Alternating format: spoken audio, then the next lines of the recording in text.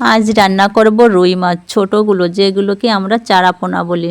নমস্কার বন্ধুরা, লতা কিচেনে তোমাদের স্বাগত।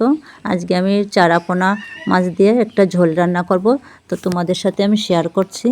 ভিডিওটা প্রথম থেকে শেষ পর্যন্ত দেখতে থাকো। মাছগুলোকে আমি কেটে নিয়েছি, কিন্তু সবগুলো মাছ আমি নিইনি। কয়েকটা মাছের টুকরো নিয়েছি, 5 টুকরো মাছ নিয়েছি। আর আমি এদিকে মাছগুলোকে ভাজবো, তার জন্যে উনুনটা ধরিয়ে দিয়েছি, কড়াইটা বসিয়ে দিয়েছি। আর এদিকে কড়াইটা গরম হতে থাক, আর আমি এদিকে মাছের লবণ আর হলুদ দিয়ে মেখে নিচ্ছি।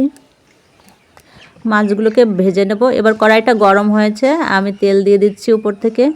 তেলটা একটু গরম হলেই মাছগুলোকে দিয়ে দেব। কড়াইটা ভালো গরম হলে তেল দিলে তাহলে মাছগুলো একটু লেগে যাবে না। সবসময় খেয়াল করতে হবে, কড়াইটাকে ভালো করে একটু গরম করে নিতে হবে। মাছগুলোকে আমি একটা একটা করে দিয়ে দিচ্ছি, আর মাছগুলোকে আমি একটু কড়া কড়া করে ভাজবো। মাছগুলোকে দিয়ে আমি ভালো করে একটু পাকিয়ে নিচ্ছি চারিদিকটা সুন্দর করে। মাছগুলোকে দিয়ে দিচ্ছি। এবারে একটু কিছুক্ষণ পরে আমি মাছগুলোকে একটু উল্টে নিচ্ছি। উল্টে পাল্টে দুই পাশেই আমি ভালো করে লাল লাল করে একদম কড়া কড়া করে ভাজবো। কেননা মাছে খুব সুন্দর স্বাদ, মাছটা ভাজা হলে খেতেও ভালো লাগবে। মাছটা যত ভাজা ভালো হবে, খেতেও ততটা স্বাদ বাড়বে।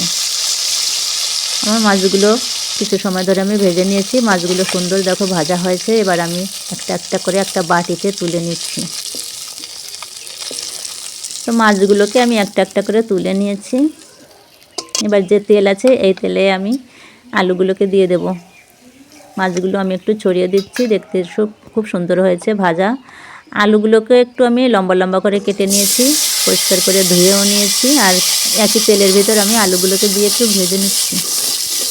আমি আর বাড়তি কোনো তেল দিইনি, একই তেলের ভিতর আমি লবণ হলুদটাও আমি দিইনি। আলুগুলোকে আমি একটু নেড়ে চেড়ে ভালো করে ভেজে নিচ্ছি।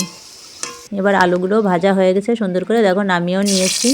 আর আরেকটু তেল দিয়ে দিয়েছি। আমি তেলের ভিতর দিয়ে দিচ্ছি 2টো তেজপাতা, কয়েকটা গোটা জিরে, 1 চামচ মতন। আর এবার দিয়ে দিচ্ছি কিছু পেঁয়াজ।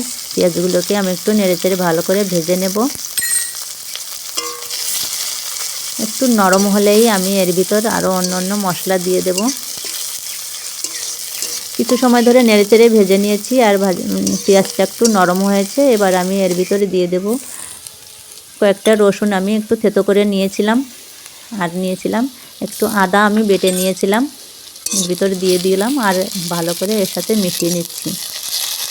মশলাটা ভাজা যত ভালো হবে, রান্নার স্বাদটাও কিন্তু তত ভালো বাড়বে।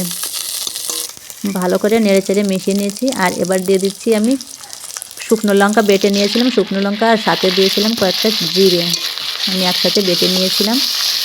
এটাও আমি এর ভিতর দিয়ে ভালো করে নেড়েচেড়ে মিশিয়ে নিচ্ছি। আমার মশলাটা খুব ভালো ভাজা হয়ে গেছে। এবার আমি এর ভিতর কিছু গুঁড়ো মশলা অ্যাড করব। তার আগে আমি দিয়ে দিচ্ছি একটু লবণ আর 1 চামচ মতন হলুদ, তাহলে কালারটাও খুব ভালো আসবে। আমি এটাকেও নেড়েচেড়ে মিশিয়ে দিচ্ছি।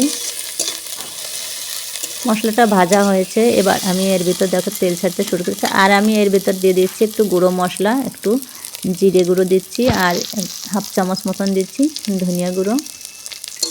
এটা আমি এর সাথে ভালো করে মিশিয়ে নিচ্ছি। ধনে জিরে দিলেও স্বাদটা একটু বাড়বে, খেতেও খুব ভালো লাগবে। আর এটা না দিলেও হয়, তোমাদের হাতের কাছে না থাকলে তোমরা না দিতেও পারো। আর ভাজা আলুগুলোকে আমি এবার দিয়ে দিলাম। এবার ভালো করে একটু নেড়ে চেড়ে নিয়েছি। আর এবার আমি জল দিয়ে দিয়েছি। জলটা ততটাই দেব যতটা আমার আলুটা একটু গলবে। আমি একটু ঝোল কম কম রাখবো, তোমরা তোমাদের মতন রাখতে পারো। আলুটা ডুবু ডুবু করে রয়েছে, আমি সেভাবে জল দিয়েছি। কেন না মাছ দেবো এরপরে, আর জাল হবে, আলুটা গলবে, একটু কিছু সময় ধরে আমার জাল দিতে হবে। আলুটা না গললে তো নামানো যাবে না, তো তার জন্য একটু জল দিয়েছি। ঝোলে জাল হচ্ছে খুব সুন্দর। আমি মাছগুলোকেও দিয়ে দিয়েছি, ভাজা মাছগুলো একটু জাল হোক। আর এদিকে দেখো আমার ঝোলটা একটু শুকিয়ে গেছে। আর আমি 1 চামচ মতন গরম মশলার গুঁড়ি দিয়ে দিচ্ছি উপর থেকে। আর ভালো করে নেড়ে চেড়ে মিশিয়েও নিচ্ছি। রান্নাটা কিন্তু আমার একদম রেডি হয়ে গেছে। আর তোমরা যদি চাও আলুটাকে একটু ছেঁচে দিতে পারো।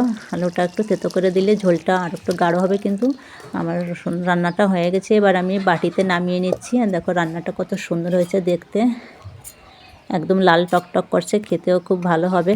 আর পোনা মাছ কিন্তু খেতে খুব ভালো লাগে, তোমরা একবার এভাবে রান্না করে খেয়ে দেখবে। রুই মাছ, চারাপোনা মাছ এভাবে রান্না করলে কিন্তু খেতে খুব ভালো লাগে। আর আমি এভাবে রান্না করেছি। আর আমার ভিডিওটা কেমন লাগলো তোমরা জানাবে। আর এভাবে একবার অবশ্যই রান্না করে খেয়ে দেখবে, খুব ভালো হয়েছে। আসছি পরবর্তী